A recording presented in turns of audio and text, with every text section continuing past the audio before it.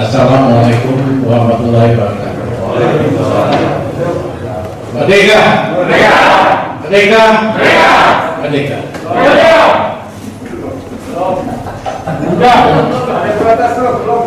Mereka tetap mereka. Saya ucapkan terima kasih dan bangga, terutama pada Kodam, kawan-kawan aktivis, Ketua Iwan Sumule. Bangga karena Kodam secara berani memperjuangkan demokrasi dan melawan sikap-sikap otoriter sejak zaman Orde. Bangga karena hari ini di tengah pragmatisme, di tengah demokrasi yang berjalan mundur dan sikap yang semakin otoriter, Kodam konsisten dan berani berpihak kepada rakyat dan melawan 44 ex-napi pemilik Sentul City yang memelihara oknum pejabat yang preman-preman untuk menggusur tanah rakyat. Lawan. Moto Kodam, demokrasi harus sampai ke piring-piring rakyat. Sangat tepat.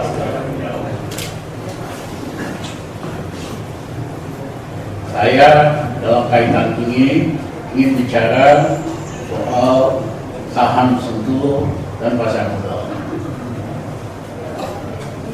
Sebagai penjelasan saja, saya itu yang pertama kali menyusun konsep pembentukan OJK.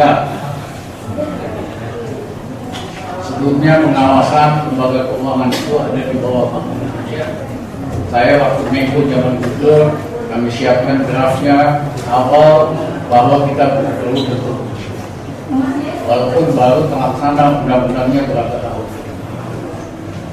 Saya juga ingin menjelaskan bahwa pada saat diajukan rencana undang-undang pasar modal tahun 1995, zaman Pak Harto, Rizal Ramli adalah penasihat ekonomi fraksi Angkatan Bersenjata dan penasihat di DPR. Jadi saya tahu persis maksud, tujuan, tata kelola dari pasar modal. Prinsip-prinsip pasar modal di seluruh dunia nyaris sama, yaitu transparansi, keterbukaan, accountability, dan tata kelola atau governance. Itu adalah prasyarat untuk semua perusahaan-perusahaan bisa terdaftar menjual sahamnya di pasar modal. Di samping itu, di banyak bursa ada prinsip-prinsip hak asasi manusia semakin lama menjadi indikator yang Kantor Komisi Tinggi PBB OHCHR menyatakan bahwa akses untuk menggunakan dan mengendalikan tanah berdampak secara langsung pada pemenuhan hak asasi manusia. Sengketa tanah juga sering menjadi penyebab dari pelanggaran hak asasi manusia, benturan dan kekerasan terhadap rakyat biasa. Apa yang menjadi kekhawatiran PBB tersebut juga terjadi di Indonesia. Menurut Komisi Agraria, di tahun 2019 saja terjadi 279 konflik agraria seluas 734.000 hektar yang berdampak terhadap nasib 109.042 kepala keluarga, bukan jiwa nih. Dan selama 5 tahun terakhir telah terjadi 2047 konflik agraria di sektor perkebunan, kehutanan, pertambangan, pertanian, infrastruktur, dan properti. Di sektor properti terjadi kasus pelanggaran hak asasi manusia oleh perusahaan Sentul City dengan melakukan penggusuran paksa tanah rakyat dengan menggerakkan ratusan preman. Kemarin aja katanya digerak lagi ribuan preman ke utara tempatnya oke. Menggunakan bulldozer, padahal eksekusi soal tanah hanya bisa dilakukan berdasarkan keputusan pengadilan, bukan secara sepihak dan semena-mena oleh pengembang.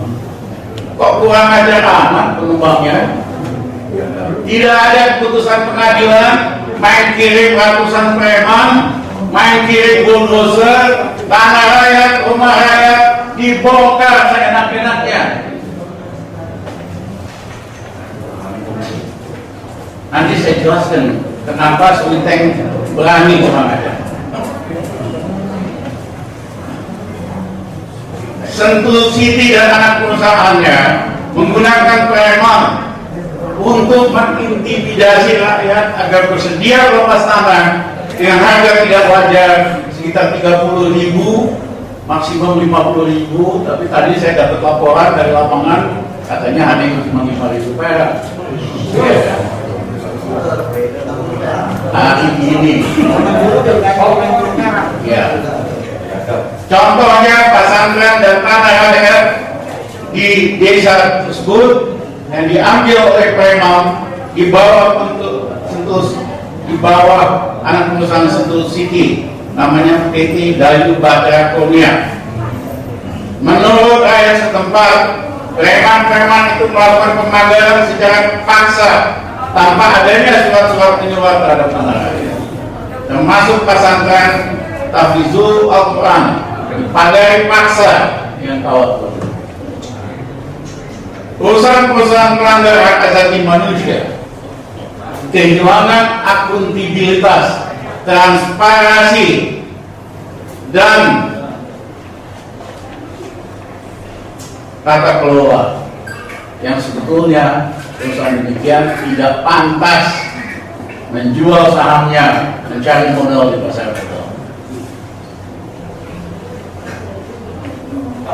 Menurut David Kramer, Nathan Lane, dan Paul Araski dari Oxford dan Monash University yang melakukan penyelidikan terhadap perusahaan-perusahaan yang melanggar HAM dan harga sahamnya di bursa, ternyata perusahaan-perusahaan yang melanggar HAM harga sahamnya jatuh sangat besar di bursa saham.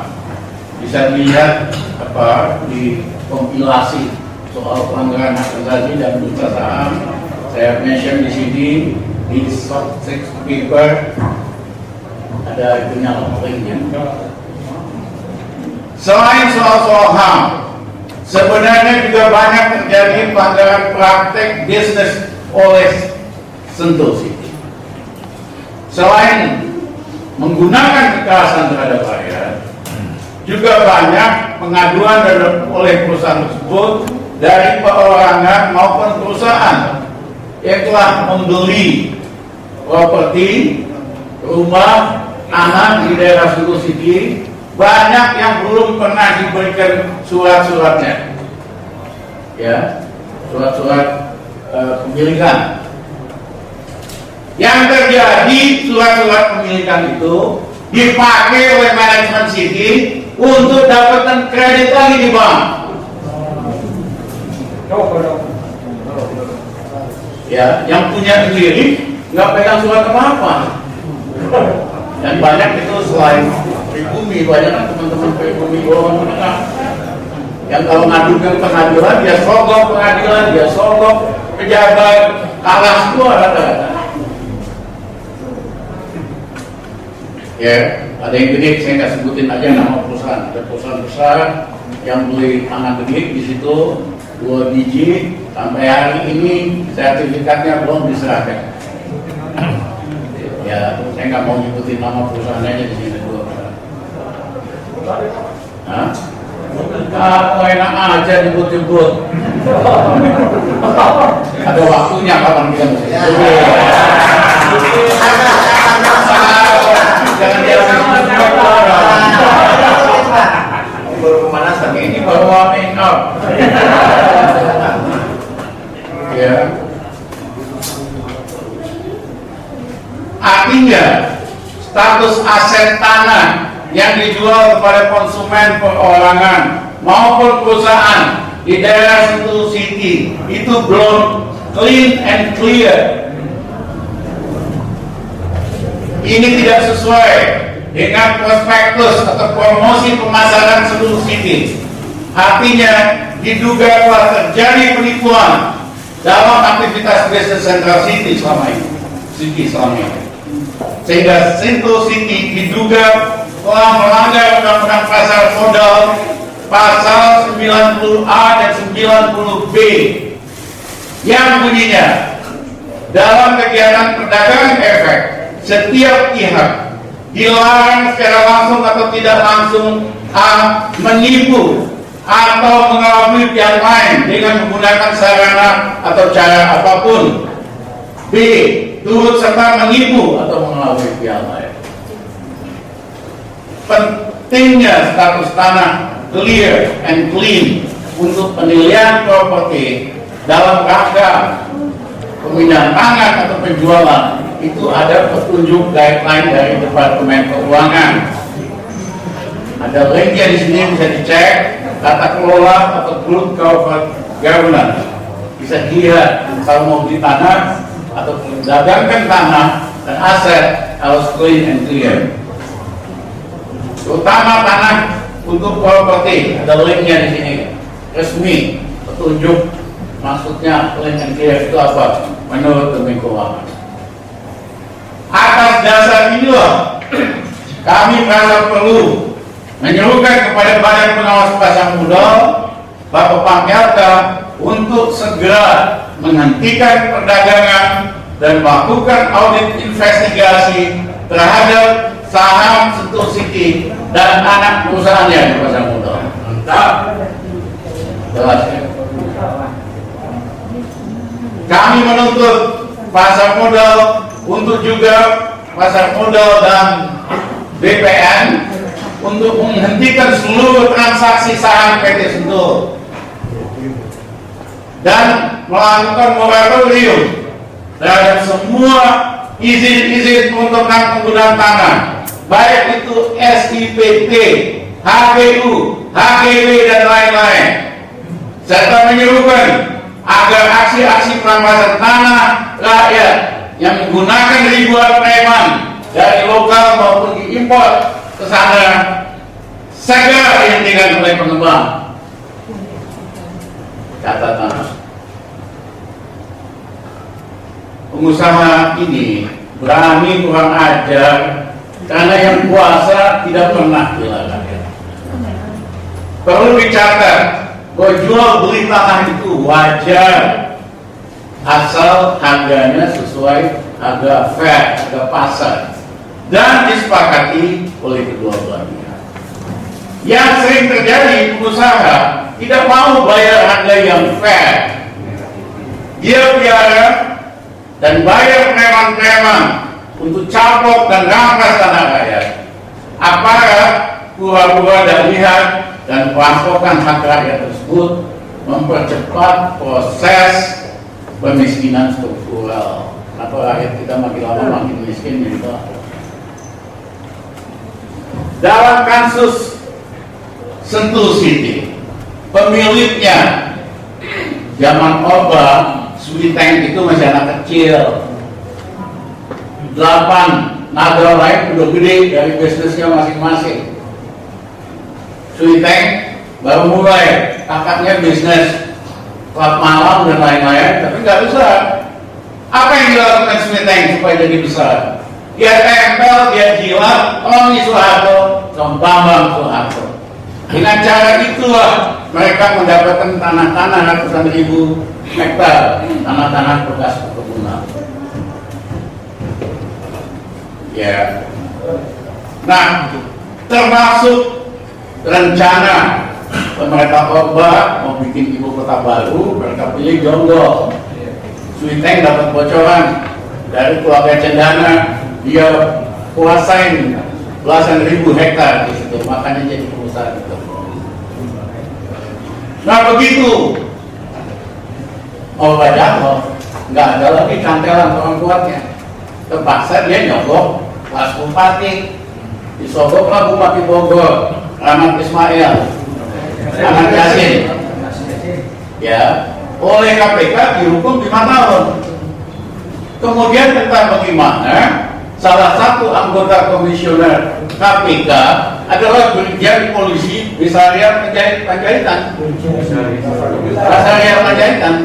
Tiba-tiba hukuman tahanan Suiteng dipotong di distal jadi 2,5 tahun. Dan bahasanya jadi presiden komisaris itu. Periksa nanti. Angkat. Ya, nah, sehabis obat nggak ada kekuatannya lagi, terpaksa main sama kelas bupati doang, ya kan? Tapi belakangan ini Suiteng ex napi ini dapat protektor baru, makanya sok jago, sok kuasa, berani kurang ajar ini karena dia dapat protektor baru. Siapa itu ya silakan wartawan cari. Urusan itu langsung nanya kita, ya. Tapi kalau kan dia nggak punya apa-apa ini orang, nggak berani kurang ajar kayak begini. Bayangin di Jabodetabek kalau ini kejadiannya, masa rakyat ganti rugi di bawah 20 ribu perak, pasangkan di luar. Memang dia nyumbang sama beberapa. Kalau swasta nyumbang, oke, nggak ada masalah. Nyumbang atau memberikan apa istilahnya mas tadi? Hibah kepada lembaga negara nggak bisa seenaknya. Harus diaudit asal usul tanah tersebut, asal usul tanah dari mana ya mau dihibahkan kepada lembaga negara, Polri, Bin, apa? Apaan ini Republik?